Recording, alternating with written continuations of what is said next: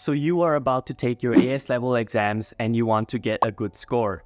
You are already taking studying kind of seriously, but you want to take it to the next level. However, you don't want to spend too much time studying because you have other things to do as well. Well, that was the exact situation that I faced when I was doing my AS level, and I'm here to share 4 little tricks that I've learned along the way that are designed to minimize the time you spend studying while still being very effective.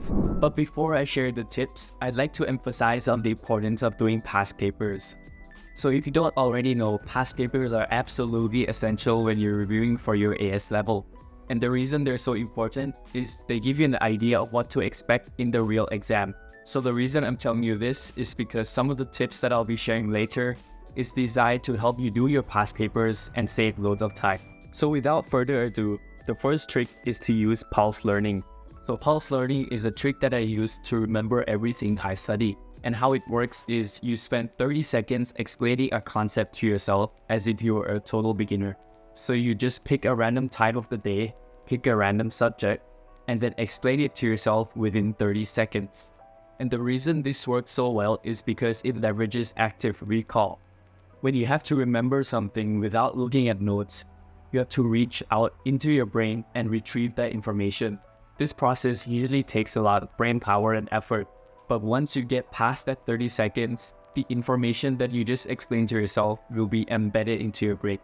So it's a simple yet effective method to remember everything that you study. Pro tip: when you're picking a concept to explain to yourself, try to pick one that you are about to forget. The more brain power you use to retrieve the information, the better your connection with it will be. So to sum it up, pulse learning is a neat little trick that you can use to remember everything that you study, and it only takes 30 seconds of your time. The second trick is to answer in bullet points. This tip alone will save you so much time while doing past papers, and it has lots of other benefits too. So when you're doing past papers, don't think about your grammar. Don't even think about having a good handwriting.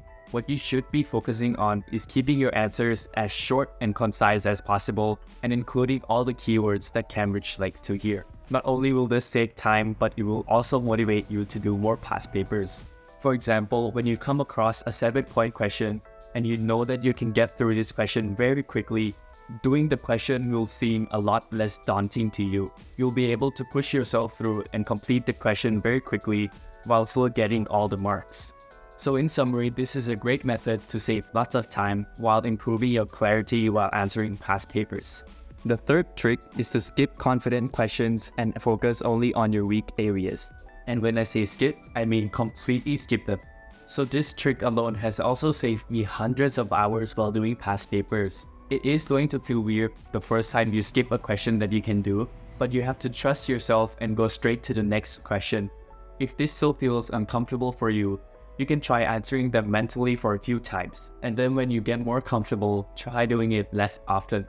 So this is a very simple trick, but it can be quite hard to implement. But once you've mastered the art of focusing only on your weak points, you'll be saving so much time while allowing yourself to improve your weak points rapidly. The fourth trick is to study in short bursts. When you do long study sessions, you can only study effectively up to a certain point. After that, your brain gets exhausted and brain activity decreases. So an easy way to overcome this is to study in short bursts. There's tons of evidence that proves that studying in short bursts helps improve memory and long-term retention. If you've ever tried studying in short bursts before, a good place to start is to study between 20 to 30 minutes. So by combining studying in short bursts with answering in bullet points and focusing only on your weakest areas, you'll be able to go through so many questions without feeling tired at all. You'll be studying so effectively and you might even have fun.